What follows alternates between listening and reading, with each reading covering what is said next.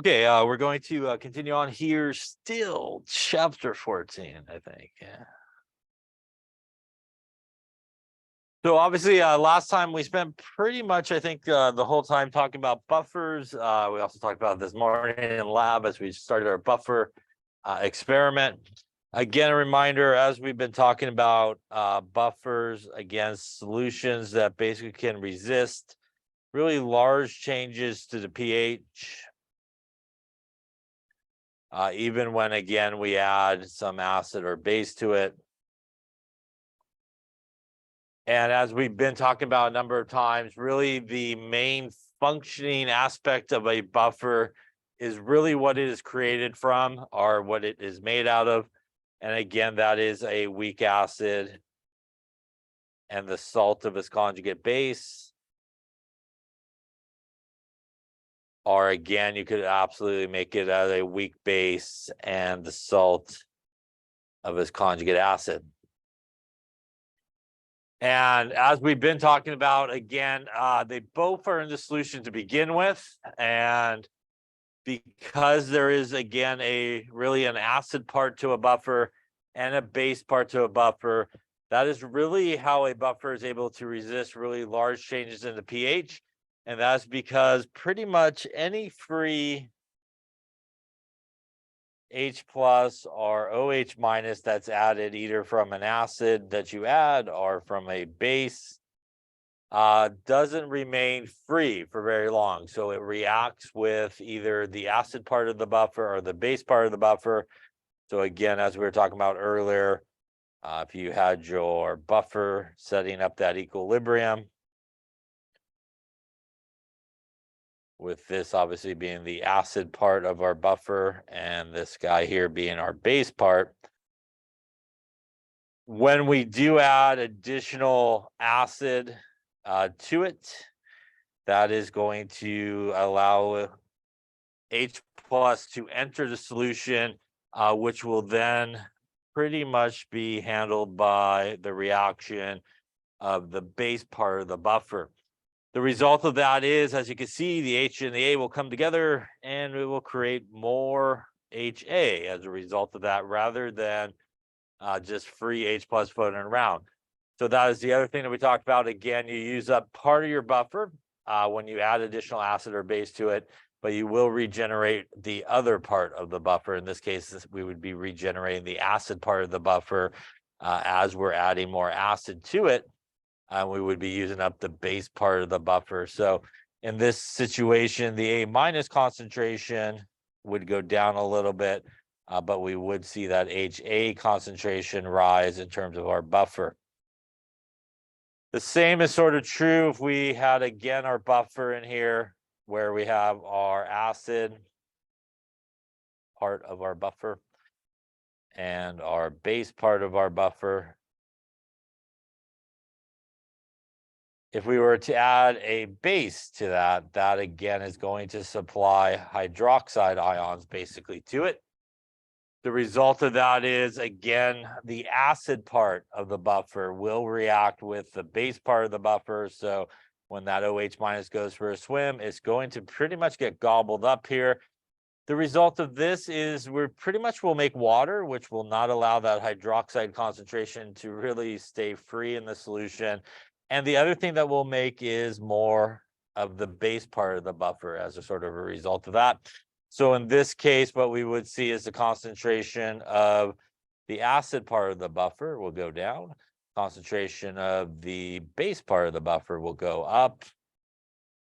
And really, in both of these situations, the reason we don't see that big jump in pH is because we did not allow any free H plus or free OH minus from really forming.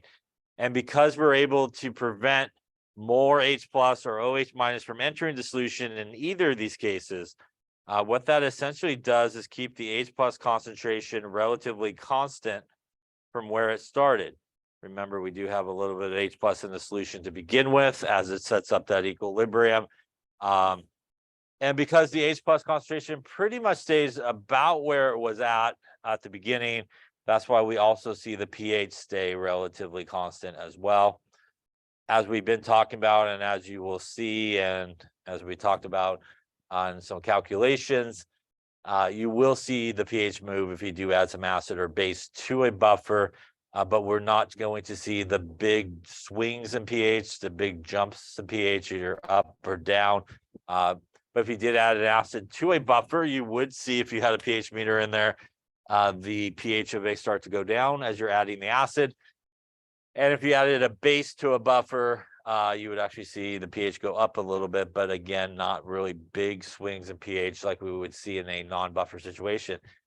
In fact, in a normal situation, if you were to make a buffer in a laboratory, that's actually how you can dial in your buffer to exactly the pH that you want to make. Like, you're going to be making some buffers there on Tuesday. After you scoop it out, mix it together, and you put your pH meter in there, it may not be perfectly to the number that you calculated for. But usually in a laboratory, what you do is take a little bit of acid or base, depending on which way you need to go. Just by adding a few drops one way or the other, you could actually dial it into exactly the pH that you want. And then you would have obviously a buffer in that case. And you're able to do that because, again, by adding the acid and base to that buffer, it's able to handle that you don't see the big changes in pH, but you can see very small changes in pH that allows you to sort of dial it in.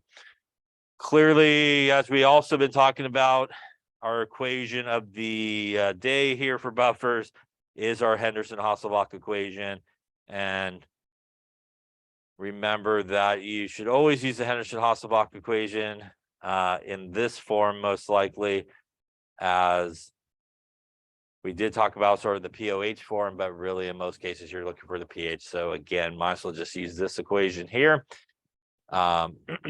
Base always on top in this form, acid always on the bottom, and always pKa value here. Again, the POH version of this that we also mentioned, I think, is the pKb plus the log of the acid over the base. So again, these are flipped on this one, and you do need a pKb value. But a reminder that you are going to get the POH in this one, which means you got to subtract 14 if you want the pH. So once again, minus will just go right into that guy and get the pH. pKb, again, is minus the log of the Kb value.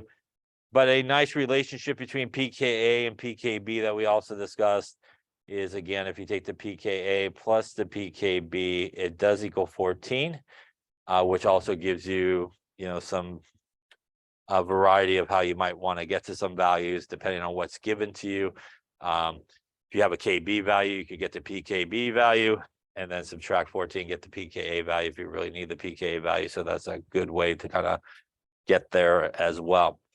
The other sort of cautionary note, as we talked about with the Henderson-Hasselbalch equation, is do not use it in every situation, right? So it is specific only for really buffers, which, as we've been talking about, is common ion.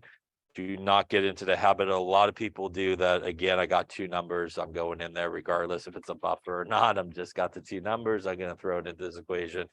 So it is specific for buffers, and that's the only time you really should use it.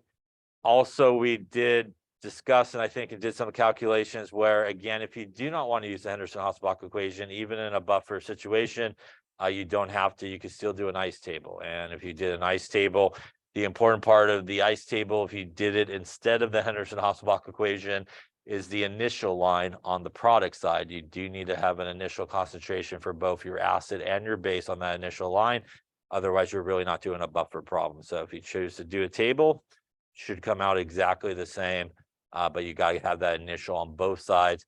And that is a common error that people make. They do not put the initial concentration on the right-hand side there and just zero it out, which, again, if you do that, you're going to be doing a weak acid or a weak base problem instead of a buffer problem.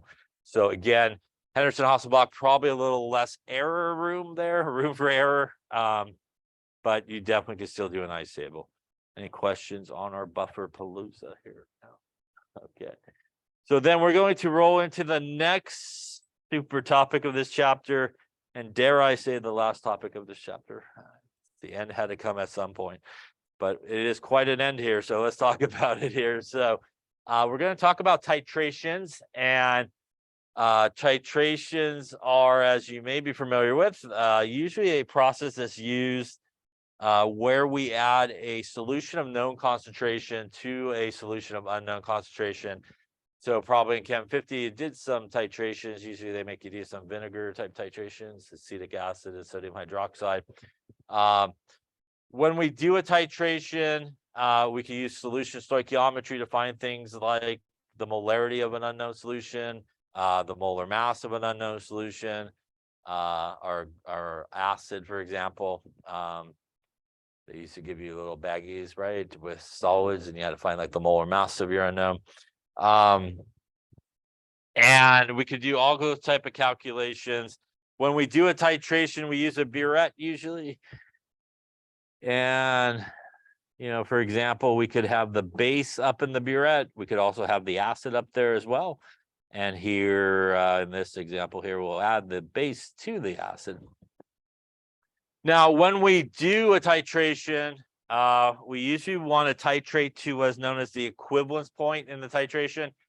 The equivalence point in an acid-base titration is the point where exactly the moles of the acid will equal the moles of base. So that is the point where exactly those guys are equal to each other, which is the equivalence point. That is usually where you want to stop. A lot of times when we do a titration, sometimes you hear the word endpoint in your titration. And the endpoint is pretty much what it sounds like. It is where you laid up your titration and you stopped. And obviously, if you did a good titration, your endpoint and your equivalence point should be pretty much the same spot, because that is usually the goal of it. But how do we know when we reach the equivalence point in a titration? We usually use an indicator to help us do so. So like perhaps like a phenolphthalein here, right? Phenolphthalein is the one you probably used before. Phenolphthalein is what color in acidic solution? Phenolphthalein is actually colorless in acidic solution. In neutral solution, it is still colorless, actually. In basic solution, it is pink in basic solution. So indicators are basically used to help us visually see where we should stop the titration. As we'll talk about, indicators actually work over a pH range. So for example, phenolphthalein, which you're probably used to, works somewhere around 8.3 to a pH of 10. And at about 8.3, it is colorless. As you start rolling this way, you get nice shades of pink to beautiful dark fuchsia pink all the way up there at a pH of 10. And that is where you should stop your titration. So this is what a titration sort of looks like. That's our burette. That's our acid. That's colorless. That's our phenolphthalein, I'm assuming. You titrate till you get this light pink, right? Or as your instructor probably yelled at you, you want to go until you get the very, very faintest shade of pink that you can see. Like you got to hold it up to like a white piece of paper to kind of see the pink. And the reason for that is your equivalence point is probably in that titration in this range, which is really colorless. So the reason you're going for the lightest shade of pink in that titration is that should end you right around the equivalence point. Now, perhaps you titrated, and we're going to talk about the famous saying that pretty much most people will say when they're doing a titration, which is, I don't understand. I just added 1 drop and it went from colorless to like super pink. Anyone? Very commonly always said, I don't know. I just added 1 drop. There was no color. Now it's like super dark pink. And maybe you had an instructor who said you should do it again if that happened. Anyone? Yes, no? Well, we'll explain why maybe you didn't need to do it again. You would have been okay. But we'll explain why that happens, that you can just add like 1 drop and it goes from like no color-ish to like super dark pink in that case. So let's talk about titrations, and we're going to talk about 3 different titrations here. The first titration we're going to talk about is a titration of a strong acid and a strong base.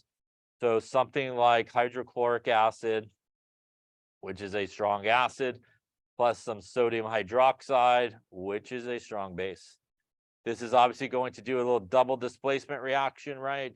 This way and that way. That's going to give us some water and a little sodium chloride action happening here.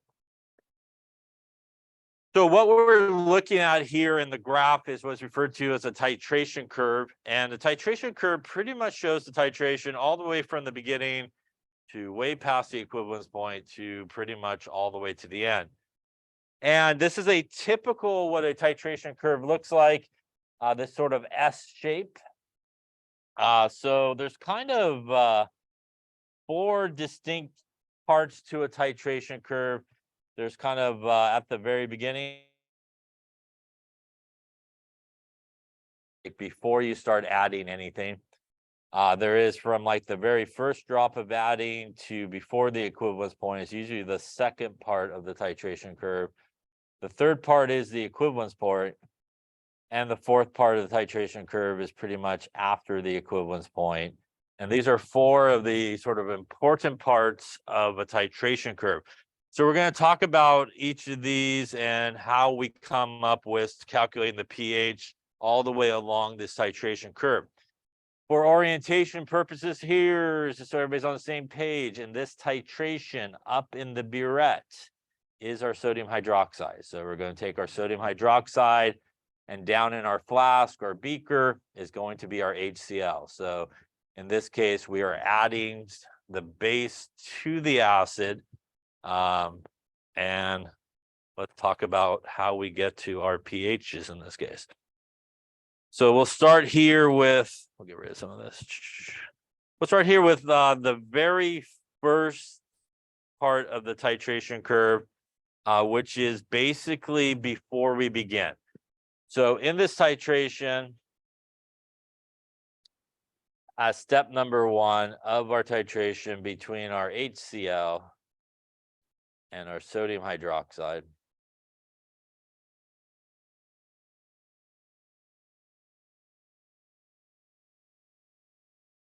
So before we add any sodium hydroxide, our base in this case,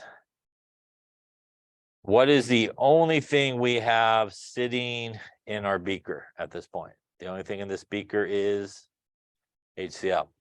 And HCl is a strong acid, right? Which means it's going to completely dissociate, which means there really is no HCl in that beaker. It's basically going to be H plus and Cl minus. And it's going to 100% be these guys. So clearly, if we were interested in the pH at this point, the most important thing here is the concentration of H plus. And if we know the concentration of our acid, it is a 1-to-1 relationship in this case between that and the H plus, which means we really know the concentration of our H plus. That means if we want to kind of know what the pH of our solution was before we started the titration, we really could take the concentration of the acid and basically go right into the pH equation, because frankly, we haven't done anything to it yet. So it is just whatever's sitting in there. So that's not too bad. The very first thing before you add anything in this type of titration, we basically can just go straight into the pH equation, and that will give us our opening pH. And since it is a strong acid, obviously we would expect the pH to be acidic, and that is what we see when we look at the curve here at the very beginning. We are acidic for sure. Yeah, so we definitely have. All right, so that part's not too bad. So now we're going to actually start adding some sodium hydroxide here. And that's going to take us to kind of the second part of the curve again, which kind of takes us from the first drop to pretty much before the equivalence point. When we get to this situation where we are starting to add sodium hydroxide to our HCl that's in the beaker, that means we're in a situation where we're adding volume to volume, which means we do need to convert things in this case to moles, We will need to do an ice table to figure out what is the effect of the sodium hydroxide that we're adding. And much like we talked about when we were doing buffers and we added acid to the buffer or base to the buffer, anytime that you're adding volume, you need to do it in moles. So anywhere in that range from the very first drop to the equivalence point will require an ice table. So let's take a look at sort of how that would look, maybe. Actually, we'll do it right here, I think. So number 2 here, we're starting to add some sodium hydroxide. So we're starting our titration. We are before the equivalence point in this case. So adding sodium hydroxide to start titration before you reach the equivalence point, we are going to get a reaction. And the reaction is what we wrote above. So we'll rewrite it here, HCl plus some sodium hydroxide. Going to give us some H2O plus some sodium chloride. All right. So as I mentioned before, since we are definitely adding volume all through here, we need to do this ice table in moles. And then we want to convert it back to molarity at the end. So let's just take a look at how this ice table will basically end up. So let's just say initially here, and obviously we are starting with the HCl. We are adding the sodium hydroxide here. I'm going to say we started with 4 moles of HCl. And by the way, I just randomly made that number up. So later in your notes, that's where that number came from. My head, I made it up. It seems like a nice number. Now, if I am before the equivalence point, the amount of sodium hydroxide I am adding, should the moles be less than, equal to, or greater than the moles of acid I started with if I'm before the equivalence point? It should be less than. The reason we know that is because at the equivalence point, the moles should be equal, right? So we clearly haven't got there. We're building up to equal, right, which is the equivalence point. So the moles of sodium hydroxide in this case should definitely be less than what we started with. And again, I'm just going to make up a number and go with the lucky number of 2 in this case. Yeah. And we would have 0. That is also how I know in a real problem, if I calculated the moles of everybody, that if the moles of what I'm adding is less than what I started with, I am definitely before the equivalence point. And sometimes in titration problems, as we will talk about, it is like really important to understand like where you are in the titration, because it will definitely help you figure out how you should do the calculations. So it's a good idea to have an idea of where you are in the sort of that titration curve. All right, so since I am definitely before the equivalence point, we could think of this kind of like a limiting reagent, excess reagent type situation. And at this point in the titration, which one is the limiting reagent? It is the sodium hydroxide. It's got to be like the smaller number, right? Because if you take the larger number, you get what type of number? Get a negative number, which is not usually good in these situations, right? So other really important thing is keep it really simple. Take the small number, yes, and you'll be good. All right, so we actually know the change because we haven't hit the equivalence point. We have plenty of HCl in this solution to basically handle the sodium hydroxide that we put here. So the change here is actually going to be a number. We're not going to use X's. We're going to actually use the number that we know, which would be our moles of sodium hydroxide. We got 2 moles of sodium hydroxide. That means when we reach the equivalence point in this titration, we will have 2 moles of our HCl. All of our sodium hydroxide will be used by the excess amount of HCl that we have, and we'll have a little 2 moles of sodium chloride in this case. Any questions on that table there? I highly recommend at this point, no matter what you're doing, that you convert back to molarity at this point. Yeah. I would say probably 9 times out of 10, if you have to take any of these numbers and do something with it, you need it in molarity and not moles. Yeah.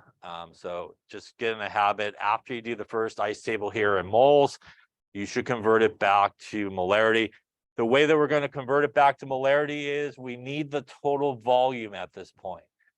So the total volume would be obviously the volume of acid we started with plus the volume of base we added, right? And that would give us our total volume. It obviously needs to be in liters, right? Are converted to liters. So we're going to divide each of these by the total volume, and that would convert these back to molarity, whatever that may be. Right. And obviously, again, that is the total volume up to this point in the titration, both sides. All right.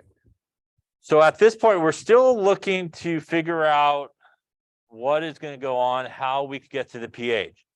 So if you do your ice table sort of correctly and you got everything there, your ice table can be very helpful to help you get to the pH. We could clearly see in this case that we have sodium chloride left over and we have HCl left over. How do I get to the pH? By the way, is that a buffer? Is that a buffer? HCl is what type of acid? Can you have a buffer that's not a strong acid? It is not. So this is a situation where you got two numbers. Should I use Henderson-Hasselbalch here? I should not. Yeah. So just because you got two numbers, even though you got that urge, like I'm going to put it into that equation, this would not be the right situation to do it in. This is not a buffer. So we don't have a buffer left over. Not a buffer. Really, these two guys are not a buffer. But we do know a couple of things about each of these. First off, this is a salt, right? And what type of salt is that? It is a neutral salt, right? And that's because it's made of sodium, right? Which is group 1, which pretty much came from sodium hydroxide, which means it will not go through hydrolysis, right? It'll be neutral. And the Cl minus part of it came from HCl, which is a strong acid, which means it will be relatively weak, which also means it won't go through hydrolysis and it will be neutral. So this salt is a neutral salt, which means, frankly, it's not going to do much here in terms of pH, right? So we don't even have to worry about it. That leaves us only on this side over here, this acid, which we've already said is a strong acid. And that is how we're going to get to the pH at this point in the titration. Because this is a strong acid, that pretty much would probably be our H plus concentration, which then we could go into our pH and get our pH at this point. So in this type of titration, once you start the actual titration, once you start adding some sodium hydroxide in this particular example, it is required that you do need to do an ice table. That ice table needs to be done in moles because you're adding volume. And really the whole purpose of this ice table is to figure out what is the new concentration of your strong acid. Once you have the new concentration of your strong acid, you then can go into the pH equation because you have the H plus question on that part of the titration. And that is pretty much the approach that you would need to take anywhere from, again, the first drop of this titration all the way up to the equivalence point. Yeah.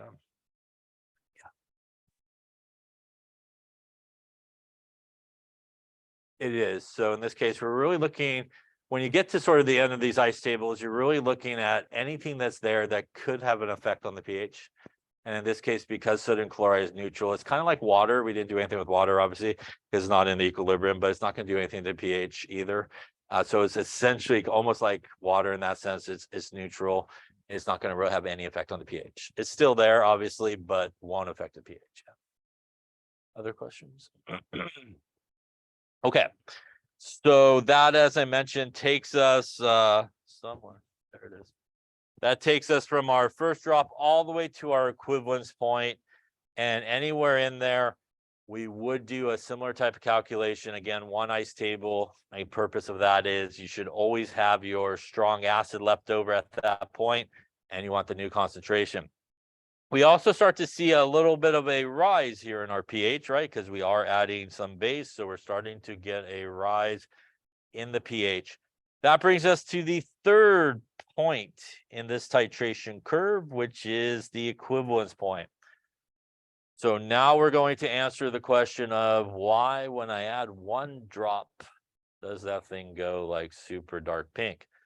Let's take a look at what is happening as we approach the equivalence point. We got some rise in the pH here, and then we have a pretty big jump in pH, right? From that last point. Sure you can see it with that color. Maybe we'll go with that color. So you got a pretty good rise in the pH there to the equivalence point. And then as you go past the equivalence point, you also have a pretty good rise happening there, yeah? And in this particular case, we are actually going vertical, yes, on this scale. And because we're going pretty vertical on that scale, does it take a lot of volume to change the pH a lot? It does not, yeah? So because we're basically going straight up, that means the volume, which is on the X here, coming straight down, is pretty much the same volume all the way through there. Which means because your indicator that you used back then was phenolphthalein, which again is colorless over here, and that 10 really dark pink over here. By just adding one drop, that might have been enough to make your pH jump way up here, yeah. And what you would have visually saw, right, was it was now really dark pink. And maybe your teacher said you should titrate that again. Hopefully not, but that's maybe what you were told, right? But in the calculation that you were doing, which is you probably wanted the volume for the equivalence point, is there a really big difference between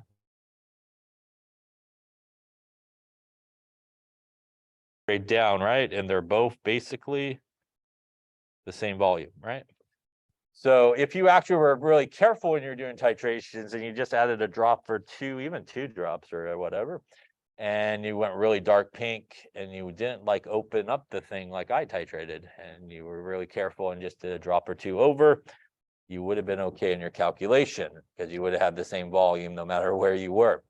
The reason they usually will tell you to do it again is because if you titrated like me and you open the thing up and just let it drain, and then shut it, gave it a little swirl around and had dark pink, you could also end up with the same color pink way over here, right?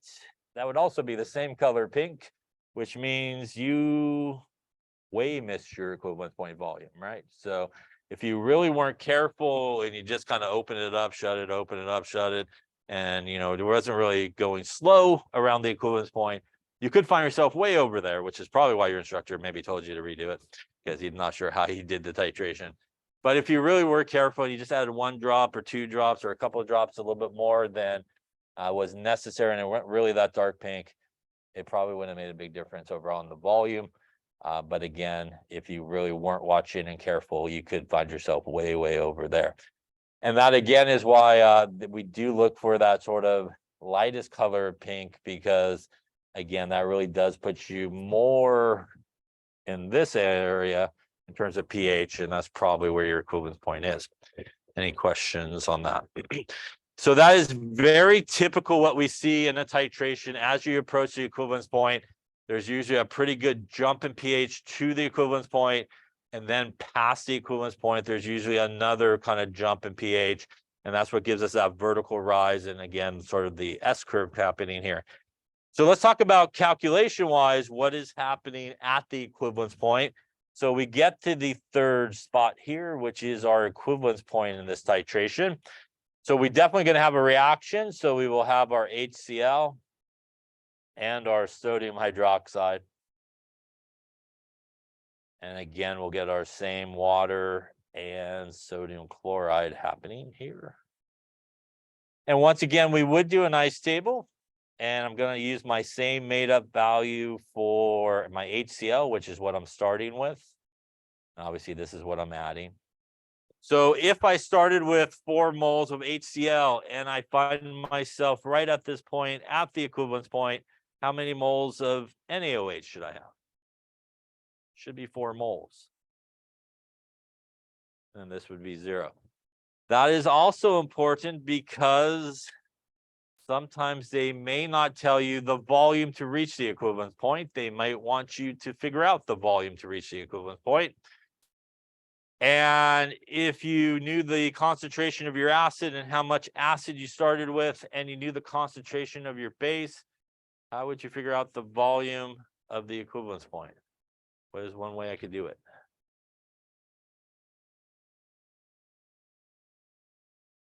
I could do a little M1V1 equals M2V2 action here.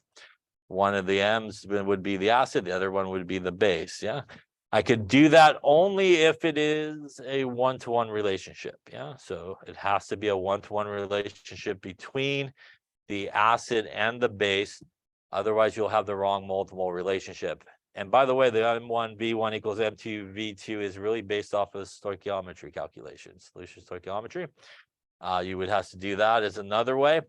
The other way you can figure out the volume of base that you would need is you definitely know that you need 4 moles in my example here to get to the equivalence point, and you would probably know the molarity of the sodium hydroxide, right? So if you know the molarity of the sodium hydroxide, which is moles per liter, you definitely know the moles to get to the equivalence point. You know the molarity of the base that you're using.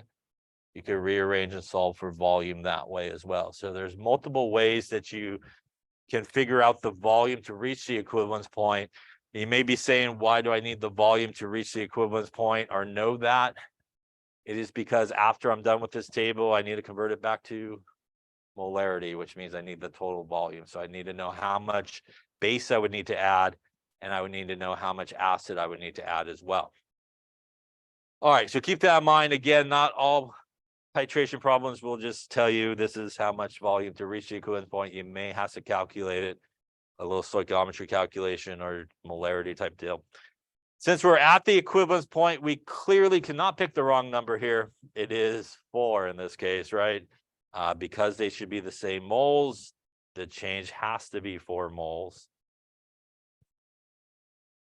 And plus 4 moles, right? That means when we reach the equivalence or the equilibrium 0, 0, and 4 moles, once we figured out how much sodium hydroxide we need to add, again, either using M1V1 equals M2V2 is a one-to-one, using the molarity here and the moles, we would convert it back into molarity here by dividing by the total volume. Once again, that is the volume of the acid plus the volume of the base that you added, obviously converted into liters. At this point in the titration, I am left with only, from my ice table, my sodium chloride. And we just talked about sodium chloride. What type of salt? It is a neutral salt, which means in this type of titration, the pH at the equivalence point should be a 7. You actually don't have to do a calculation at this point. You could just put pH of 7, because in every titration of a strong acid with a strong base, you will always at the equivalence point have a salt that's left over, and that salt will have always came from a strong acid or strong base, which means that salt will always be neutral. So the pH here should be a pH of 7 at that point. Don't really have to actually do much other than put 7. And that's what we see here, highlighted pH of 7 right there at the equivalence point. Any questions on that?